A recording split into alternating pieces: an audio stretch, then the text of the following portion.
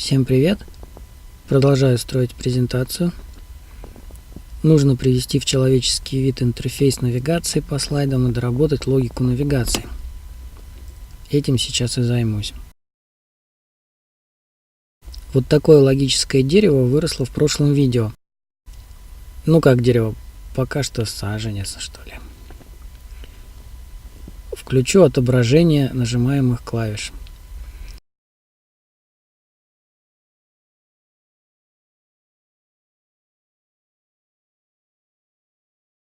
Вот так сцена будет выглядеть в браузере.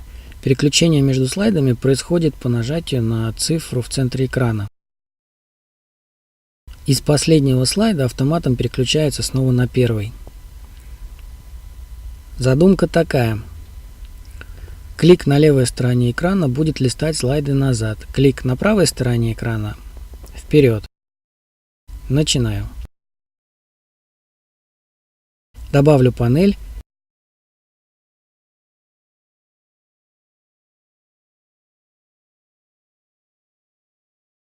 Перемещу курсор в центр экрана. Теперь перемещу панель к курсору в центр экрана.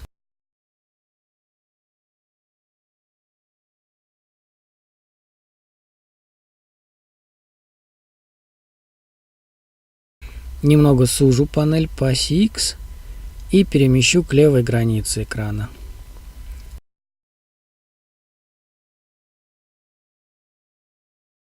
Теперь расширю по вертикали.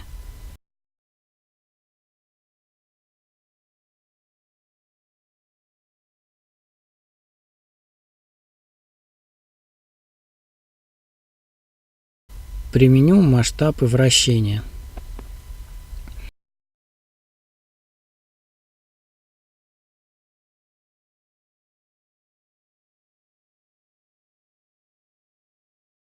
Сделаю дубликат панели и помещу ее зеркально справа.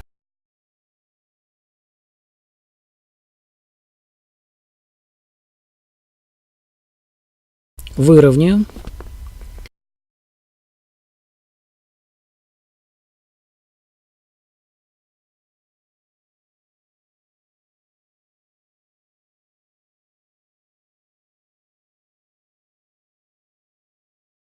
Левую панель назову Back. Она будет отвечать за возврат на предыдущий слайд.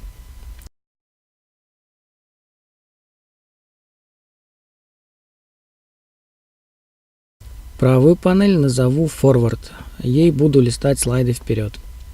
Теперь важный момент. Поскольку панели это часть интерфейса, они должны всегда находиться на экране, в каждом кадре, на каждом слайде.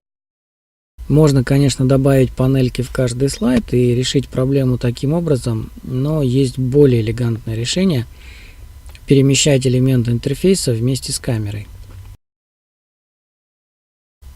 Для этого нужно сделать камеру объектом-родителем, а панели объектами-детьми. Дети будут следовать за родителем, повторяя его движения. Чтобы создать связь родитель-ребенок, нужно сначала выделить объект ребенка, потом с шифтом выбрать объект родитель и нажать Ctrl-P Set Parent to Object. Очень легко запомнить порядок, в котором выбирать объекты. Дети самое важное, поэтому сначала выбираем ребенка. Перед тем, как тестировать, перекрашу панель в красный цвет, чтобы ее было хорошо заметно.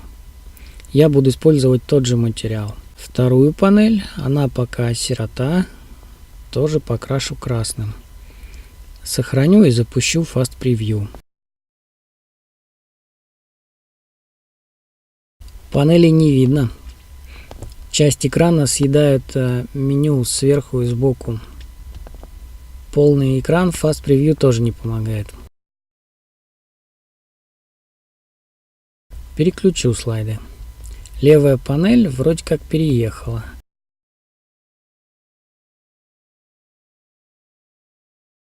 Закреплю правую панель аналогично левой.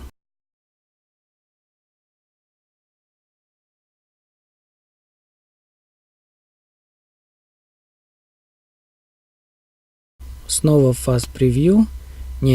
Посмотрю-ка я, как это будет выглядеть в финальном виде в обычном браузере на полном экране.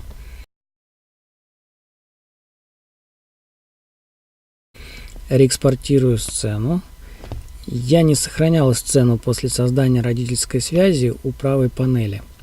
Смотрю, что в итоге получилось. Вот обе панели.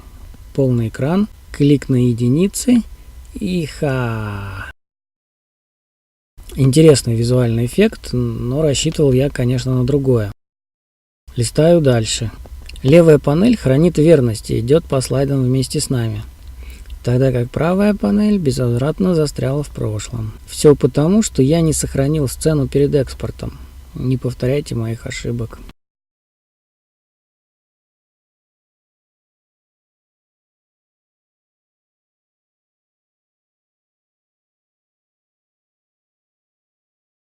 А вот в Fast Preview все отлично работает, несмотря на то, что последние изменения в сцене не сохранены.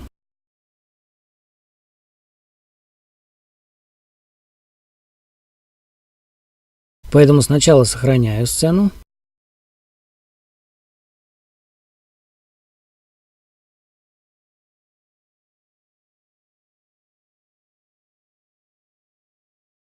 Потом реэкспортирую. Потом проверяю, как все работает.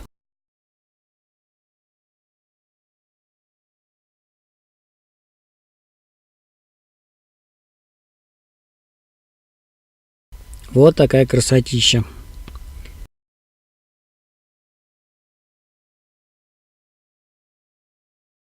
Теперь займусь логикой.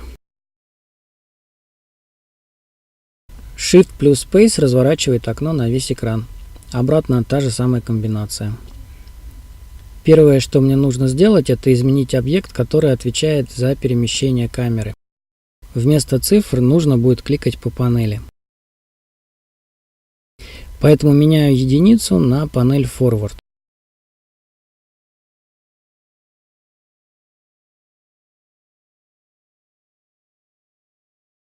Ноды с перемещением камеры мне все еще будут нужны, но перед ними нужно поместить несколько новых нодов.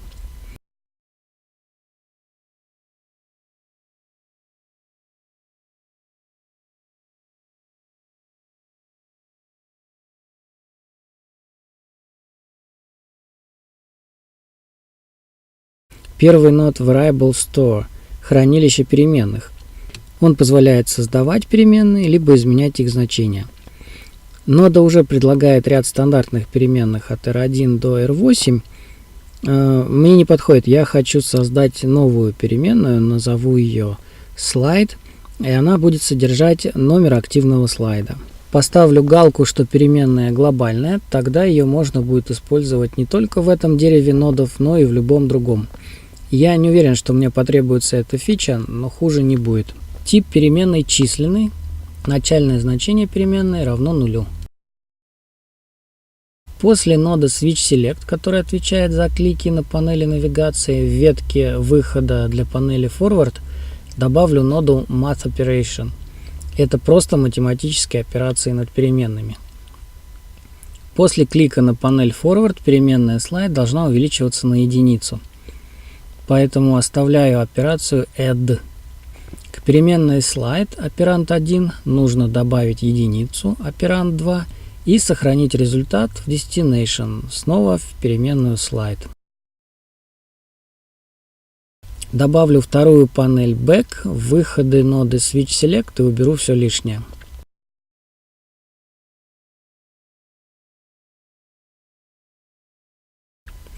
Нажатие на панель назад должно вычитать единицу из активного номера слайда.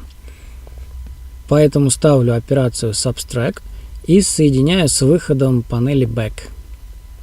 Теперь нужно добавить ноду, которая будет проверять значение переменной и отправлять на соответствующее действие камеры. За это отвечает нода Conditional Jump, условный переход. По сути, это оператор if. После запуска презентации она уже должна стоять на первом слайде. Поэтому начальным значением переменной слайд я поставлю не 0, а единицу. И после нажатия на панель Forward к переменной будет добавлена единица. И в случае, если переменная равна 2, логика перейдет на выполнение Move Camera Slide 0,2. Но 2 это же не единственное условие. Нужно добавить остальные на выход false, not и conditional jump. Следующее условие переменная равна 3.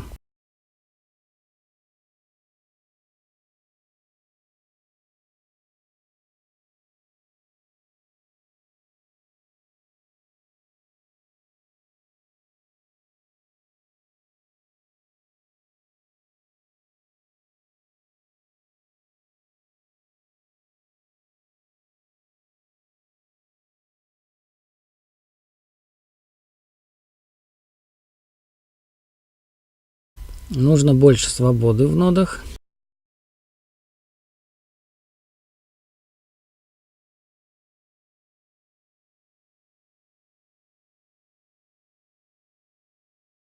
Еще одна интересная штука. Проверка выполнения условия перенос камеры выполняется как после нажатия на панель вперед, так и после нажатия на панель назад абсолютно одинаково. Было бы логичным свести обе эти ветви дерева логики в одну. Это можно сделать через добавление ноды empty. Просто пустышка.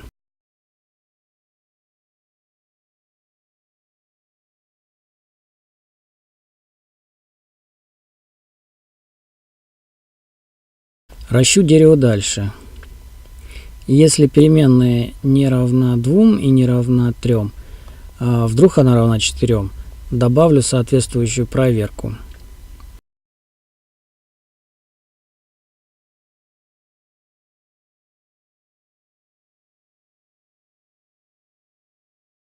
А если не 4, то может 5.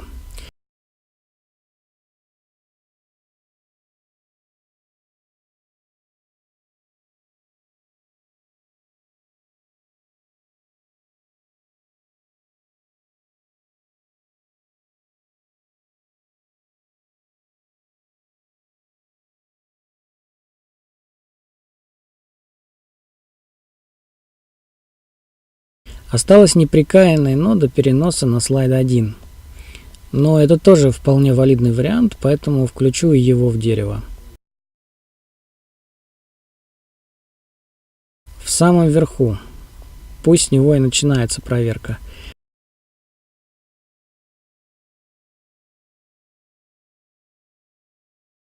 Подключу его к empty.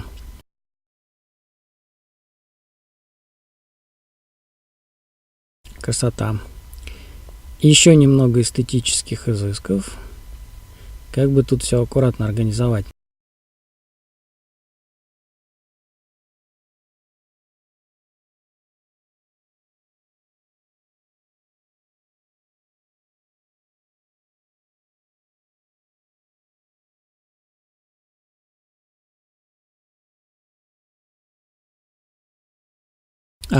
У меня отсутствует возврат с первого слайда на Switch Select.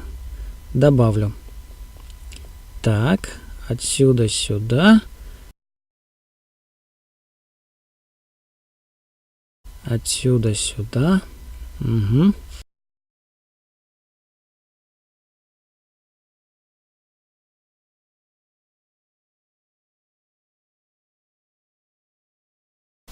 Давайте проверю.